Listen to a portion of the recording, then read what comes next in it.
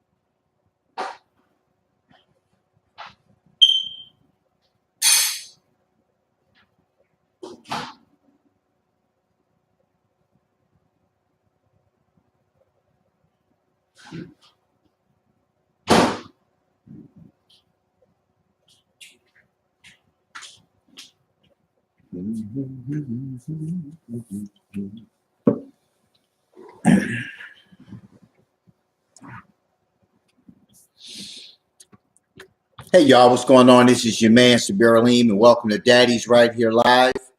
I am thankful for another day above ground.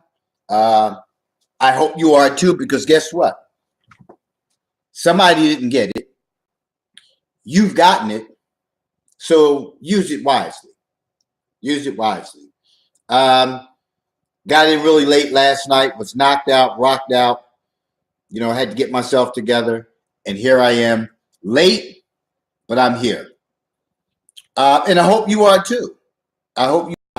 So let's go right to the article, because this was one of those articles where I learned a lot from, as usual, about me, and I saw a lot of things, because when you start talking about forgiveness and apologizing, you have to look at, how authentic they are.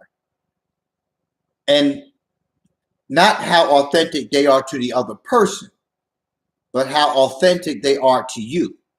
And that's why the title of this article that I'm doing the show from is titled Forgiveness, Apologizing, and Taking Responsibility, Real versus Fake. And the article is by Darius, I'm going to say Sakanavicius. He's an author and a certified coach. Darius, if I pronounced your name wrong, please forgive me. I just wanted to give credit to the article. And this article can be found on the Psychology of Self website. Yeah, the Psychology of Self. So psychologyofself.com, and you can find this article. It's a great article. We covered a lot of information in last week's show. And we ended up in the article where it's headed, why it is so hard for people to take responsibility. Yeah, why is it so hard? Because, you know, a lot of times we like to just say that people just don't want to take responsibility. That's not always the case. It is not always the case. There are things, and I always go back to this, there's things that began in childhood. Things that begin in childhood, reinforcers, extinguishers, are things that change behaviors. And there are a lot of things that happen, a lot of things we do when we're young, when we don't know any better, that are reinforced by how the person, the caretaker, reacts to it. They react to it. You know how we always told, tell the truth, tell the truth. You know you did it. You know you broke this. You know you was in here, and you know you weren't in there. I mean, for real, you really were not in there. You really did not break it. But you have someone sitting in front of you telling you that you did. That you did and you didn't do it. And you get your behind whooped. You get your behind whooped, right? Then there's instances where you come clean. Yeah, mom, I broke it. And you still get your behind whooped. And the punishment, because it's not discipline, the punishment that comes along with that. Telling the truth, right? Reinforces within the child not to tell the truth. Don't tell the truth. You're going to get beat anyway. You're going to get beat anyway. And for the caretaker, right, who is reinforcing this kind of behavior, right, they're reinforcing the behavior within themselves as well. So no matter if you come clean or if you stay dirty, you still get punished. You still get punished. And that happens across the board. And you will see that behavior in other people, adults. You'll see that same exact behavior. No matter how much you regret what you have done, they will never, ever, ever let you live it down. They will tell you. They will tell you convincingly to themselves and sometimes to you. They will tell you. They will say it. I'll forgive you. I'll move on. We'll move on. But the first opportunity, when something comes up again, you'll hear about it. You'll hear about it. Right? So there's a difference between an authentic forgiveness, which is what the article is focusing on, real or fake, an authentic one, versus one just to appease or satisfy the circumstance. It's a big difference. And this is where the responsible actions come behind it. Because people always say they're sorry for something and will return and turn around and repeat the same exact behavior. And then expect for you to accept the behavior. And then tell you, well, you know, I'm working on it.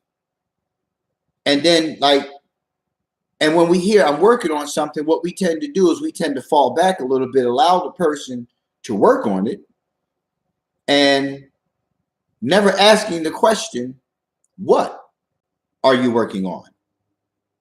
We just assume because the person says that I'm working on it, that means that they're working on changing, because that's what we hope for. We hope that they're working on changing that behavior. And then you hear some people say, well, you know, I'll get better with it. We never ask the question, get better with what? Am I going to get better with staying with the course of this same conduct? Or am I getting better with changing the behavior? It's something we just don't think about. It's something that just doesn't come to mind, because we automatically assume when a person gives that response that they're working on it or that they'll get better with it, that they mean for the positive, that they're actually putting something in place to change that behavior. But the behavior is remaining the same. Yeah. But to the article we wrapped up last week's session on this sentence. Some people have a really hard time taking responsibility for their actions, while others apologize profusely, and take responsibility for things that they are not even responsible for. And I talked about in the last show how I became that guy. And that's when I realized that I crossed the line into enabler. Yeah, because that's what I did. I crossed the line into being an enabler, because that's what that is. And I talked about the difficulty in saying that I am an enabler. I enable situations. And when you allow things to go on and you don't set boundaries, right? You don't set boundaries, and not only not set boundaries, but set boundaries and allow a person to cross over that boundary, right? Then that's where a problem comes in. That's where you're enabling, because anytime you set a boundary, it is what it is. And for a variety of reasons, like we set boundaries, we do these things, we put, these things out there that these are the parameters that we're going to establish this relationship in, but then things happen and then you allow other emotions, right, to override those boundaries and you let a person cross it.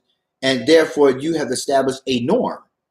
So when it talks about here about while others apologize profusely, right? The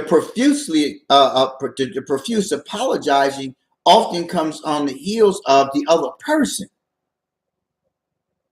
constantly going at the same circumstance from different angles, and you find yourself just like, okay, I'm sorry, and then it comes up again, and it comes from another direction. You say, well, okay, I'm sorry, I apologize, even for things that were just thrown into the pot that don't belong in the pot. You understand what I'm saying? See, sometimes what happens is we find ourselves in situations where we've done some harm. We all do. We're okay. We'll do it at any given time. But whether you want to take responsibility for the harm that you're imposing upon somebody else is totally different. See, you don't look at your harm. You look at what has happened to you. You have to look at both sides. You have to look at and address the behaviors that you're putting upon the other person, not justifying them, not rationalizing, but taking ownership. Okay, yeah, I did that. And I'm going to fix it. And this is how I'm going to go about fixing it.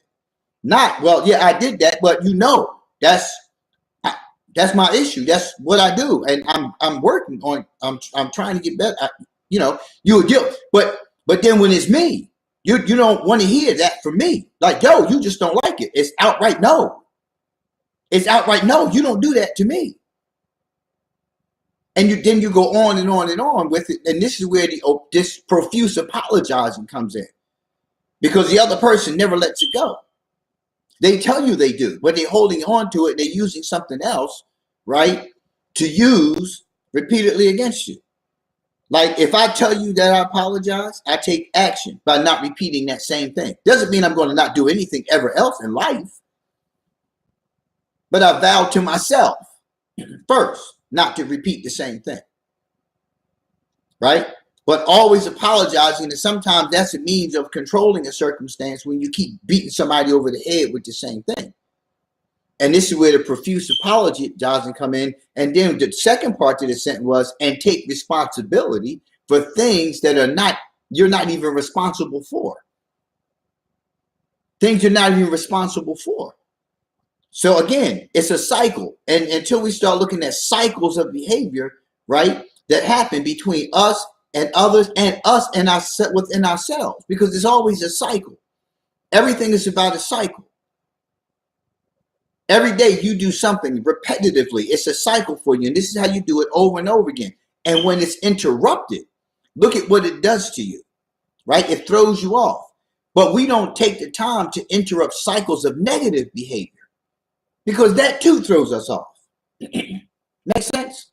No, it really doesn't. Because the first thing you say to yourself is, well, if it's a negative behavior, why would I continue to do that same negative behavior? You ask yourself that, right? But if you don't see it as a negative behavior, right? Because it's part of your natural order of things. It's part of your conditioning. You don't see it as negative. You see it as a protective mechanism for yourself. You see it as a way to cope with certain situations, and you don't see it as a negative. But when another person points out that it's negative, you defend it. And the other person, for the life of them, can't understand, why are you defending something I just told you was negative upon me? Because it's the norm for that other person. So the taking responsibility for things that I'm not responsible, I've done it for years. Yeah. Just so you can still love me. Just so you would stay with me. Right? Just so I wouldn't be alone. Just so you wouldn't leave me. Just so I wouldn't have to start over again.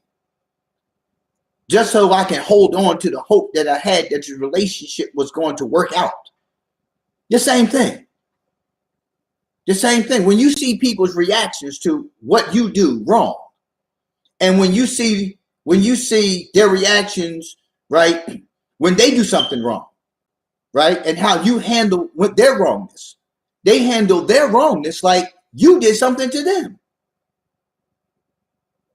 You ever have a situation like that happen?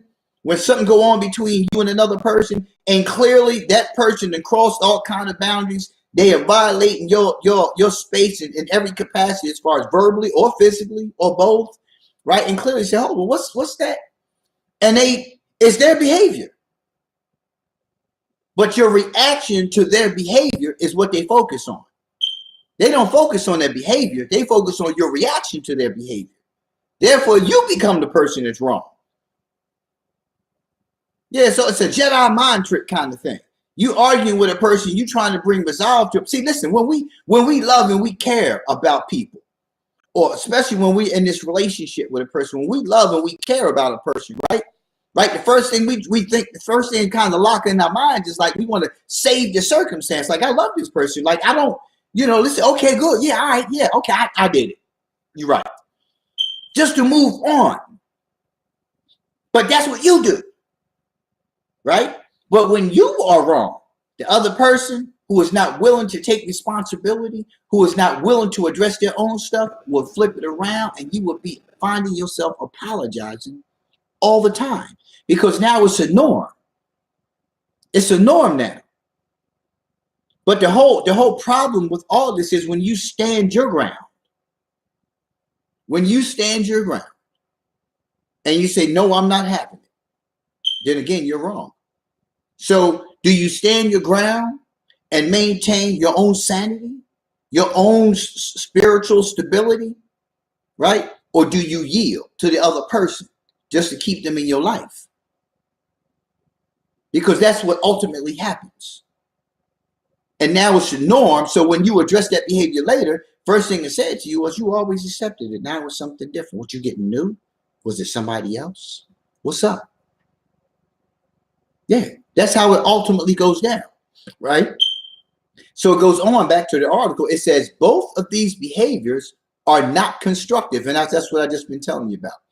You should only take responsibility for things that you are actually responsible for. Correspondingly, you should not avoid responsibility for the things that you are responsible for. Listen, it said, I just got finished telling you. It said you should only take responsibility for things that you are responsible for. Yeah. At the end of the day, a person is not going to stay with you anyway, if that was never their intention. If a person is always looking for something, hey, cuz, what's going on, Vanessa? If a person already is sitting there picking you apart, if a person is already saying negative things about you, if a person is already, got within their mind what their agenda is, and their agenda is not including you, then it ain't gonna work. See, I can't have an agenda in the relationship, and you can't have an agenda in the relationship with me, with one another. We have to have a common agenda. We have to have a common agenda. So when you're interacting with people, right, and it's talking about this forgiveness piece, you have to first understand what forgiveness looks like to that other person. People say, oh, I forgive you, but I'll never forget. That's not what we're talking about, because forgiveness comes along with actions, but the forgiveness is not for the other person. The forgiveness is for you. Because if you don't offer the forgiveness to that person and move on with your spirit is unstable. You're the one filled with resentments. You're just regurgitating words and saying, I forgive you, but just waiting for the moment. So what it says here, that both of these behaviors are not constructive. You will benefit nothing out of any of those behaviors. If you did it, you take ownership for it. If the other person don't want to take ownership for it, don't sit there and argue with them, because at the end of the day, if you have to explain to somebody their wrongdoings, ain't gonna go nowhere. It's gonna be that same cycle. You're gonna find yourself doing the same thing over and over again. You're gonna be talking about the same damn thing over and over again, because it's going to keep coming up, and it's going to keep coming up, and it's going to keep coming up. And every time you bring it up, that other person who has that bad behavior is going to keep blaming you. They're going to keep making you feel like you're wrong. Yeah. And after a while, you just shut up and you go to the point where I was talking about of just taking responsibility for their behavior. Yeah, okay, it was me. Next thing you know, that's the mantra in your relationship. Okay, it was you. You're right. It was me. I've been there, done that. Been there, done that. In many relationships, because people don't want to address their own stuff, right? When you got yourself half-assed together, and I mean half-assed, like, you know, if you really got some things going on in your life, right? If you like you hitting on the right stuff, if you know you working, you're doing all the right things, people will always look for something negative to hit you with, and then use that forever. Everything that you've ever done for them, everything that you've ever done for life, all that goes out the window when they're wrong. And then they want to rip you apart. That behavior itself speaks volumes. It speaks volumes. And you have to look at that. Because if I do something wrong, right, and you feel the need to rip a hole out of my ass, you know, take a chunk out of my ass for it, then you miss the whole fact that I'm a human being. You don't even understand your own humanity, because we're created flawed. And you're looking for perfection from the flawed, which is insane. And then when the flawed is wrong or wrongs you or hurt you in any capacity, you want to punish them. God doesn't even do that.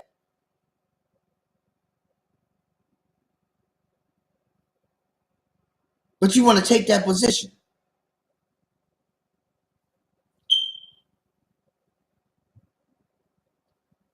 God knows our hearts. Man wants our hearts. Any person who wants to take your life, get the hell away from them. And I don't mean physically killing you. I mean that if a person is not understanding their own humanity and understanding that they're going to always fall short, because that's how we created. Self-will was probably the worst thing God could give us, but he gave it to us, right? Because we self-will a lot of situations. Well, I'm sorry, let me reword that. We self-will everything. Everything. Everything is based on our conditioning, what resides within the crevices of our minds, things that we have gone through, things that people have done to us, things that people have said to us, you know, societal things that go on every day. It all lives up here. And we deal with it the best way we can. So this is not about saying that the other person is wrong. It's wrong for you. It's wrong for you because you don't process things the same way they do. And when people don't process things, you know, not exactly like one another, but if you don't process things, if you can only argue and defend your position and not process what took place so you can understand the hurt put upon the other person as well, it's not going to go anywhere. Because that's that selfish part. That's the selfish part of our humanity. Yeah. There's no balance in there. Right? That means that your ego and your super ego are running rampant. They doing what the hell they wanted to and letting the id part of self just go crazy. Like there's no management of the spirit. Because when you talk about forgiveness, that's your morality. Right? That's your beliefs. Those are your convictions. And those are grounded in spirituality. Whether it's religion or whatever, it's grounded in those things. And if you're not grounded enough within your spirit to forgive somebody and act accordingly, and the other person is grounded in such, it'll never work. It'll never work.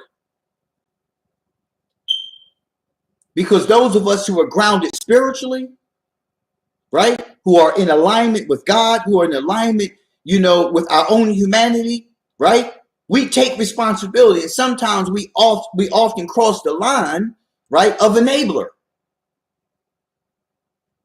Of enabler. Yeah. But for those who are not in alignment, for those whose spirits are tarnished, are broken, who have not sought to have any kind of stability within self, they're running on the edge. And you'll never get any resolve out of any situation with them. Because it'll always be a fight. It'll always be an argument. It'll never be any resolve to anything. Because no matter which way you cut it, it's always going to be them who's not getting a large enough piece. Yeah. They'll always want more. And they'll suck the life out of you. So, unfortunately, back to the article,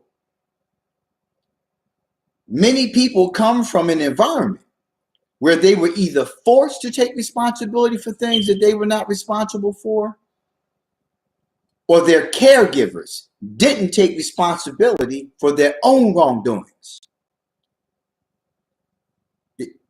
You see what's happening here? See, now this is parental responsibility we're moving into, right? And oftentimes you'll hear, a lot of folks who are my age say, well, when I did something wrong, my mother whooped my ass. My father whooped my ass. I got beat with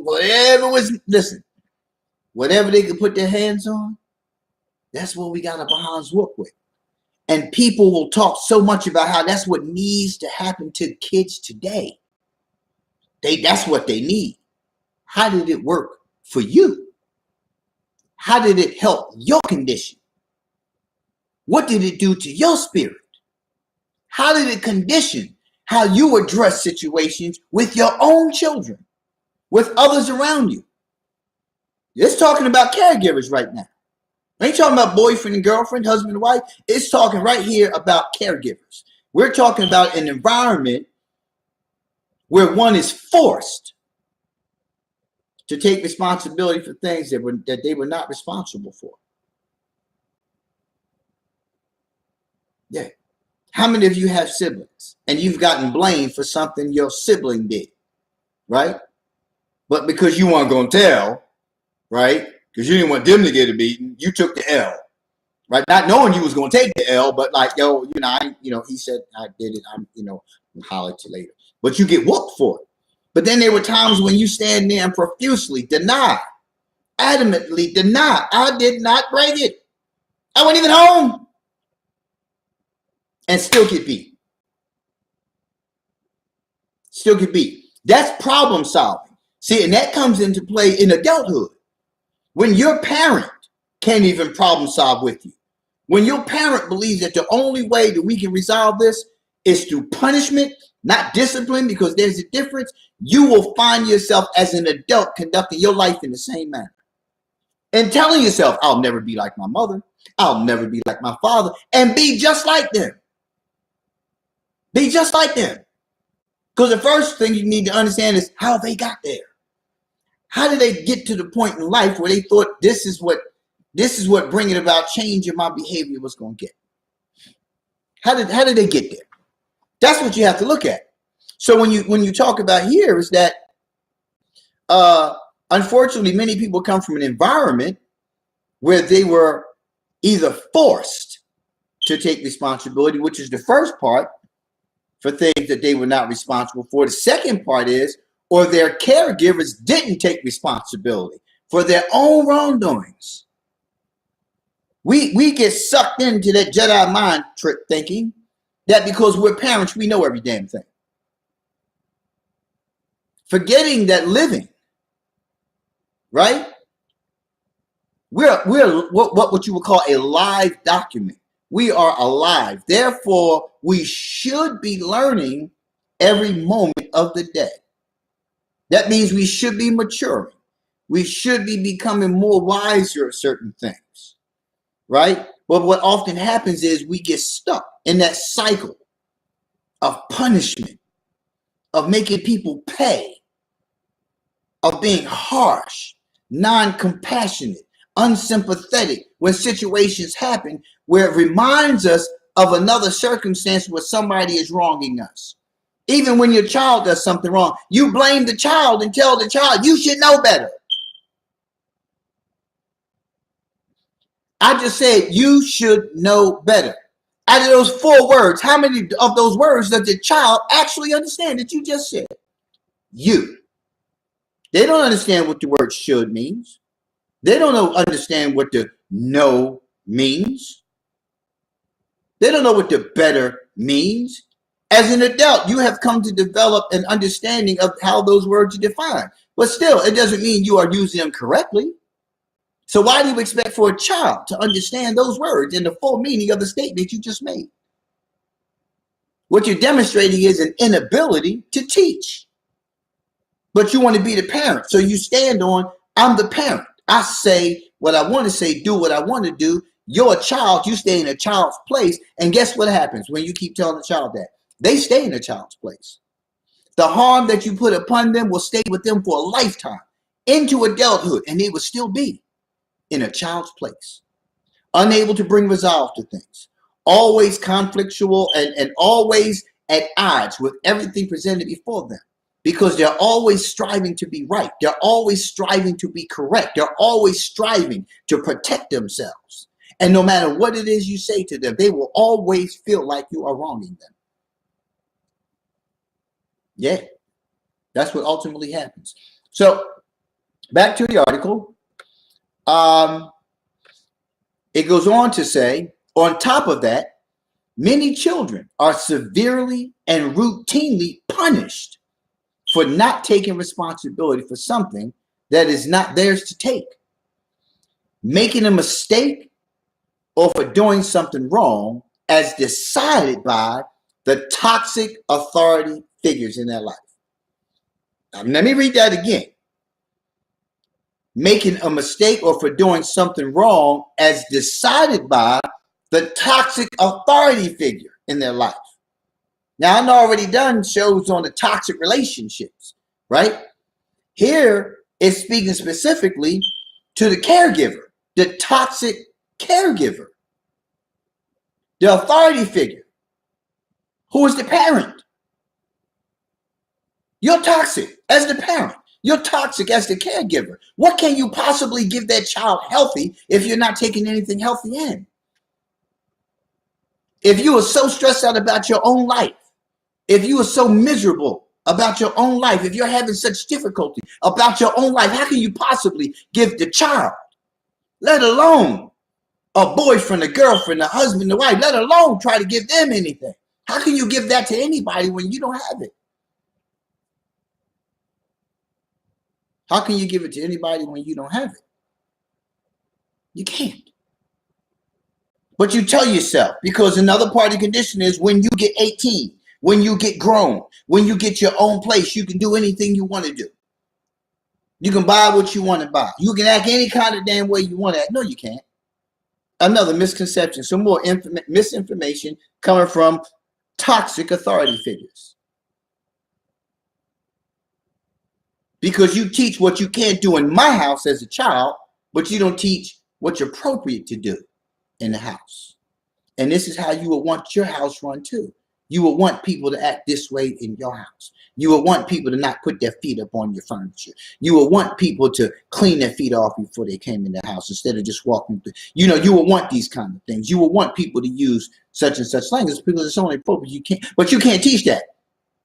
Because what you're still doing is you're still stuck in your own childhood from your own toxic environment that you grew up in, and you're transferring it to everybody around you, and you don't even see it. You don't see it. You don't see it. It happens every day. It happens every day, right? Back to the article. Now, this portion of the article goes into chronic shame, guilt, and lack of empathy. What it says here is, hey, what's going on, Chris? Good to see you, cuz. What it says is, when this person grows up, I want you to follow me here, because this person can very well be you. When this person grows up, if they grew up in that kind of an environment, right? Because we're talking about the toxic authority figure, that environment where that person, the caretaker, is toxic. This is what we're talking about here, right? When this person grows up, they are terrified of accepting that they did something wrong because they were unjustly treated in similar situations in the past. I need to read that for you again because I want you to hear this loud and clear. When this person grows up, we're talking about the person who grew up in a toxic-driven environment, right? When this person grows up, they are terrified. Let's stop there for a minute. Think of something that terrifies you. I mean, something that terrifies you, not something that you're afraid of, something that you are terrified of. And I want you to hold that thought for a minute. Just hold it. You're terrified of this thing. Terrified of it. Now, this person is terrified of accepting that they did something wrong. Let's stop there. They're terrified that they did something wrong. Do you know what that feels like? You're terrified of something that took place, but the terror exists within you. The terror exists within your mind. When terror exists within your mind, there's nothing that anything outside of you can do to change that, other than counseling and or medication. But you can't be in a relationship with somebody, a healthy one, because you are terrified of accepting the fact that you have done something wrong.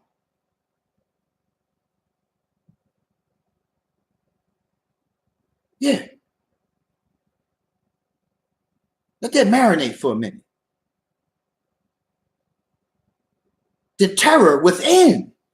It's not the terror without. It's the terror within. And every time you interact with someone else, and there's any one iota of an inclination that you have done something wrong, the walls go up. And a wall like this, Trump can't even build. Walls go up, ain't nothing getting through. You deflecting everything. It's confrontational. It's argumentative. You don't hear anything the other person is saying. It's just going and going and going. And the other person is becoming exhausted. Because they just want, look. You say, look. They say, what? So it's what? Look, what? And it's going back and forth, and it's never being seen. You trying to point it out. They rejecting the idea that it's anything. It's you, because you're getting excited now. And it goes nowhere. And this is all as a result of being in that toxic environment with an authority figure who acts this way, who lives life this way. And it gets passed on. It becomes generational. And every time you say, well, I'm not going to be like my mother, you're fighting within yourself to not be like your mother or father, either one of your parents. You become them and don't even see it. Because you're trying so hard not to be like them that you have actually become them. You don't have any choice. It works. You feel like it worked for you. Parents that whip their children's asses with extension cords and other stuff. They snatch by a piece of twig or whatever off a bush. People then who thought it was successful, the people who came along start beating their children's asses with the same thing. If it wasn't for Department of Human Services, Department of Children and Families, and those other organizations stepped in and said, oh, that's abuse, it'd be more prevalent. In some cases, we'll never hear about. I don't care what nobody say, beating my ass didn't make anything better for me. Nothing. It reinforced things within me that I don't even want to have a discussion about today. Yeah.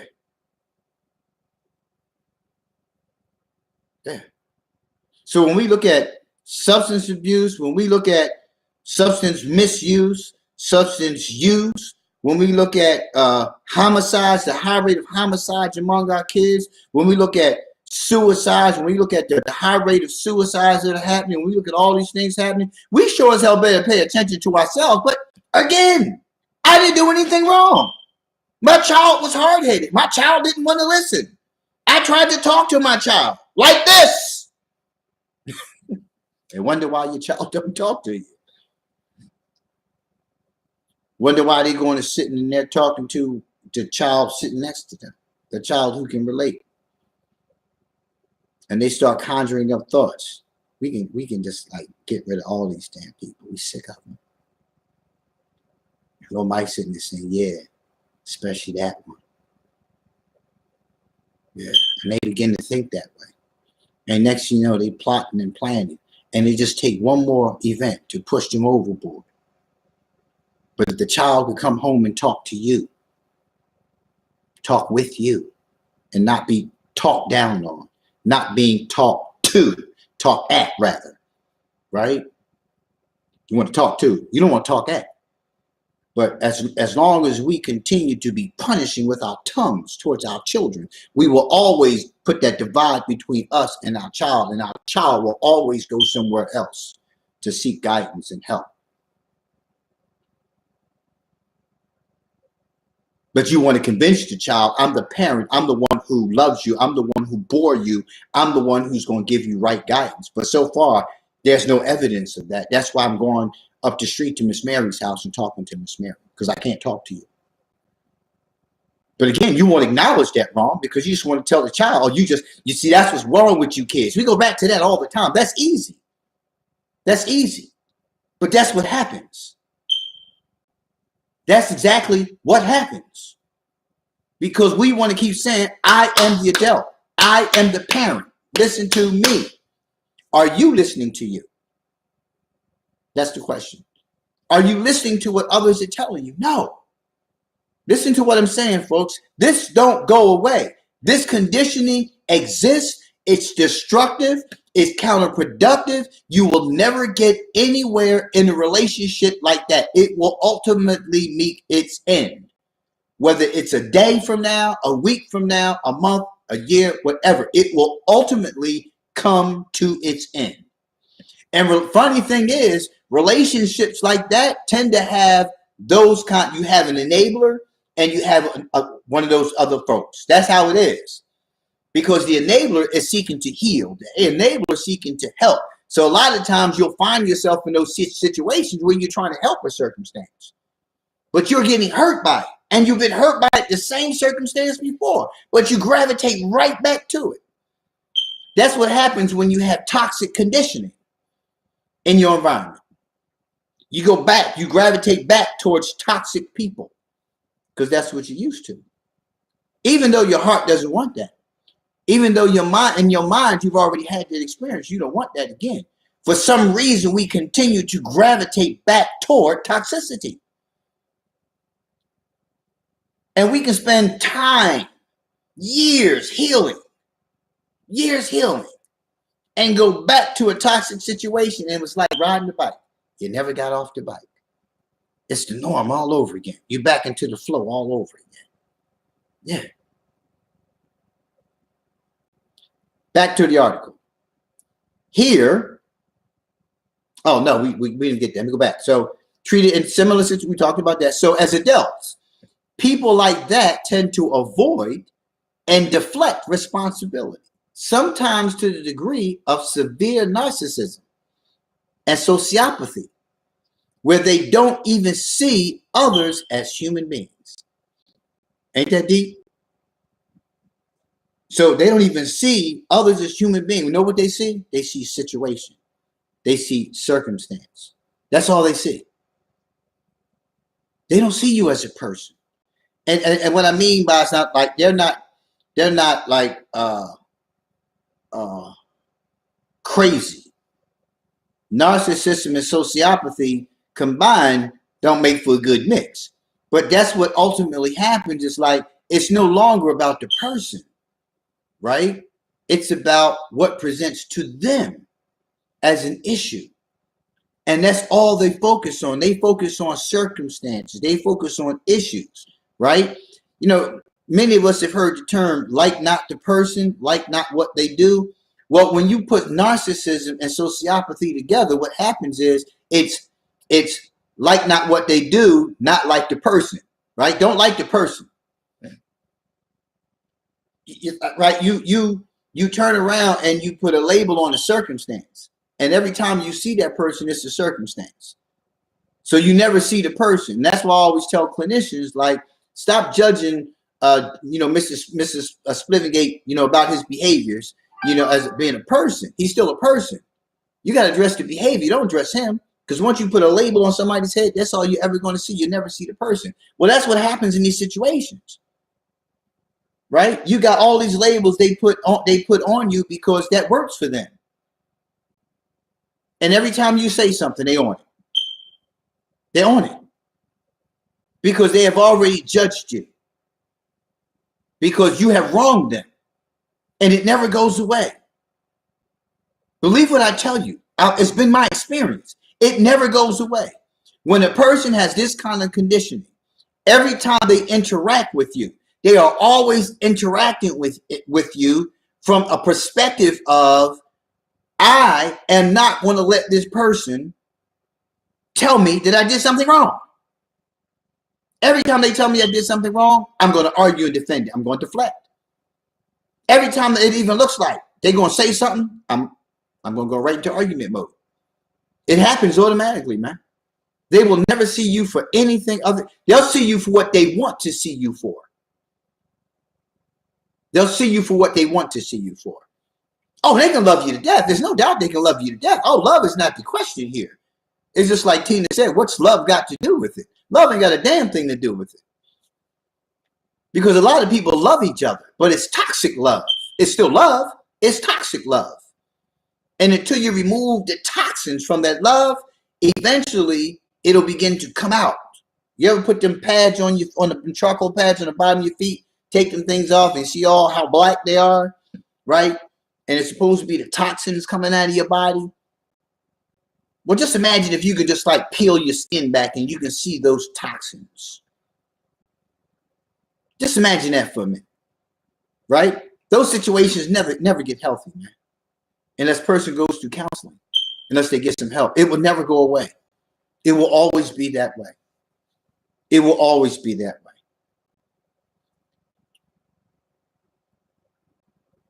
Back to the article.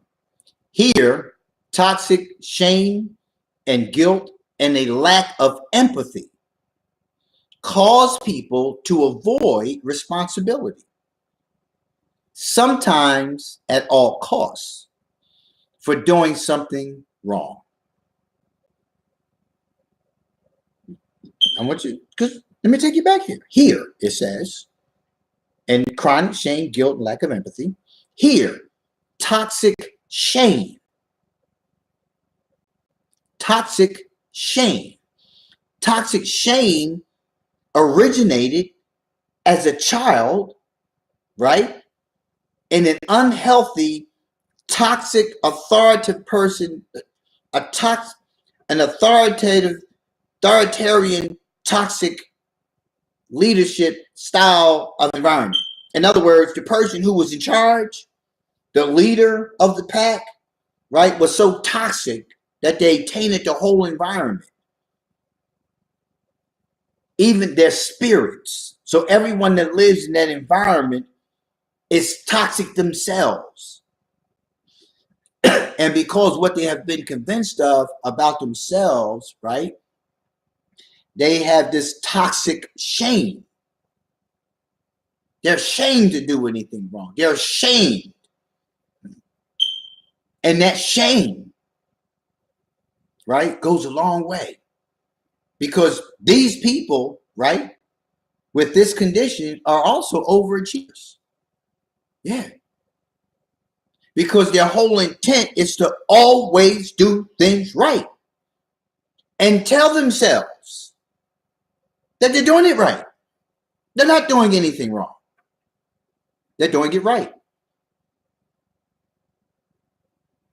And even when they are doing it, even when they're doing it wrong, and somebody tries to tell them that they're doing it wrong, in their mind, they're doing it right. And then when they do something wrong, right, and they're being told that they're doing something wrong, right, they feel like, okay, but I didn't do anything.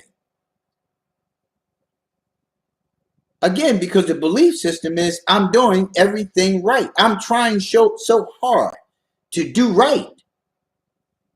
You keep telling me I'm doing something wrong. And when the roles reverse and the other person who's given that information about the person doing something wrong is toxic, it gets, don't put two of those people together. Don't put two of them people together. And you find two of them people together in a lot of situations. A lot of situations. But that shame, now here we got guilt. that comes along with that. Because the things that I did do wrong, and I got my behind whooped for, I got punished for, coupled with the things that I didn't do, that I took responsibility for, even though I didn't do it. Now I'm ashamed to fail. So anytime failure, the odor, the essence of failure creeps up into my nose and I smell it, I go on defense. That wall comes up. Bam! Just like that. It don't ease up. It just bam! And everything else, you're no longer that human being. You are the issue. You are now the issue. And that's why you'll see conflicts go on between partners, and that stuff get real elevated and real heated, right? And then the wall creeps back down, and then they start talking about how much they love each other. Then it seems like moment of sanity creeps in, resolve then creeps in, even though the resolve is just for the moment because you're just trying to de-escalate all that stuff. And then it's over. But both are so exhausted. And then you got to revisit it again.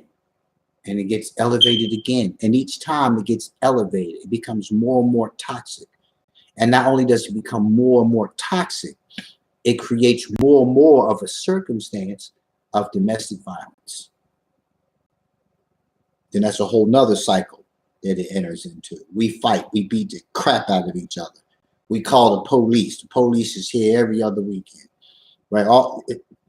And people stay like that for 10, 20, 30, and more years because it works for them.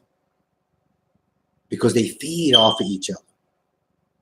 They feed off of each other. But when you put the opposites together, that may last for some time too. But it's a lot of other things that happen in the course of that relationship. The back and forth, the conflicts and confrontations, infidelity, temporary separations, all those things happen. Get back and forth with each other, right? It's a whole lot of stuff that happens there. So it goes on to say in the article, taking responsibility prompts an unbearable level of inner pain, which makes them deny or blame others because they just can't handle it. And they haven't learned how to deal with it. So here's what I'll share with you. Been through all of that. And it was very hard to learn how to work through it, to deal with all, because I was the same way. When I grew up in one of those environments. And again, this is not saying anything negative about my mother. My mother did the best she could, and she did a damn good job. But her conditioning was passed on in terms of, discipline. It was more from the punishment perspective, right? And I was always trying to be the good child, always trying to do things right. And as a child, I don't know where the balance is because I'm trying to do the right thing. I think I'm doing the right thing, but I'm a child. And we lose sight of that sometimes. We want to talk to a child from the perspective of an adult, but you had an opportunity to learn and grow and understand those things. I don't understand those things. But you want me as a child, as a 5, 6, 7, 8, 10, 12, 13-year-old. You want me to understand what you have come to acquire 25, 35, 40 years, 50 years from now. You want me to understand what it is. I have no clue what you're talking about. I can't conceptualize what you're saying. My mind hasn't encapsulated those kind of things because I haven't lived that life. But you want me to understand that. That's what you want me to understand. And I don't understand. That's where our teaching comes in. As caretakers. That's where our teaching comes in. By asking one of the simplest questions. Okay, so you did this. Do the doctor feel on them? So tell me, how's that working for you? That's all. Let them figure out for themselves. Teach them self-discovery. Don't tell them that this is what it is because I can't understand that. You're telling me what it is. I can't internalize what you're telling me. I hear you, but I can't wrap my mind around that. because I haven't had that kind of experience. And until you had those experiences, you couldn't wrap your head around it either. You had to learn. You had to experience. It's like having a 12-year-old sing a Nancy Wilson song. She might be a great singer, but Nancy's singing comes on the heels of experience. Not experience as an artist, experience as a human being. So a 12-year-old couldn't sing a Nancy Wilson song the way Nancy Wilson would bring it. You understand what I'm saying? Stop talking to children as though they're adults. Back to the article. So it says here, prompts an unbearable level of inner pain. And it goes back to, it talked about here being terrified of accepting that they did something wrong because they were unjustly treated in similar situations. They're terrified now. This person is living in terror. They're petrified when faced with a situation where they did something wrong. Now here, it's a matter of, it's unbearable. I'm terrified and it's unbearable. What do you feel like when something is unbearable to you? Think about it. It's unbearable. When you're standing in the kitchen, it's 85 degrees outside. You're standing in the kitchen slaving over a hot stove. You can take what's so much. It's just a matter of time. You standing there, you're dripping extra juice all in the chicken, all in the greens, all on the floor, all in the potato salad. Juice just dripping off you, popping off you because it's so hot. At what point do you leave the kitchen?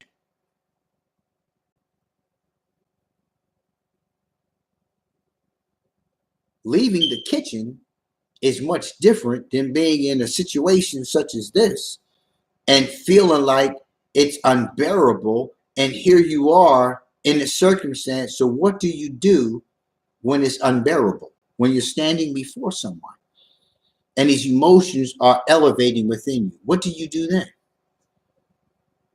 You lash out, right? It's an unbearable level of inner pain. I want to make it stop. Make it stop.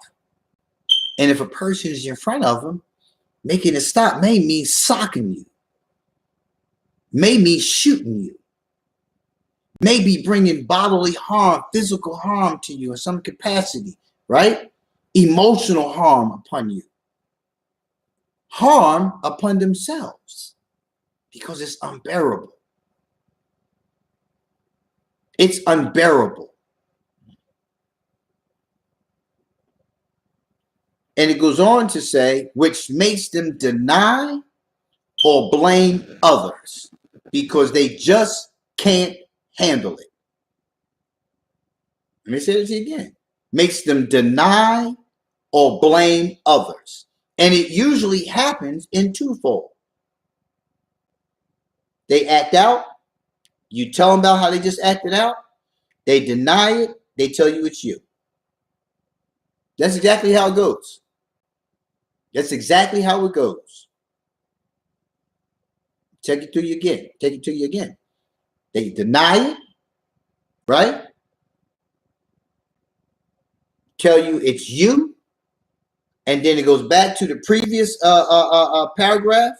Now you're apologizing for something you didn't do wrong, but been made to feel like you do wrong. Therefore, you feel compelled to apologize, right? Okay, yeah, I did do that. Because what ultimately happens is if somebody negatively offends you, right, you defend yourself, right?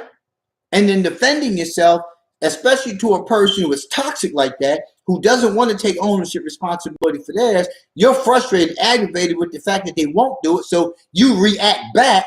So now your reaction back to their bad behavior becomes the focal point for them. So now they're blaming you. Now they're blaming you. Yeah. Now they're blaming you. Mm-hmm. They want to take you through the ringer for anything that you do wrong. But when they do something wrong, they don't want to hear nothing about it. Because now they've acquired an arsenal of things where you did this too. You did this too. And you never come out of that cycle. But as soon as you say something about their behavior, oh, you did this too. You did this too. You did this too. Listen, y'all. Thank you all for joining in as always on YouTube, on Instagram. Listen, you can be doing anything else on a Sunday afternoon, right, and listening to me. Appreciate you. Love you. Listen, we will finish up. There's more to come on this article. More to come, right? And we got some things to really talk about as to how this gets worse. Y'all have a great day. Again, thank you for joining in, to watching Daddy's Right Here Live. Peace.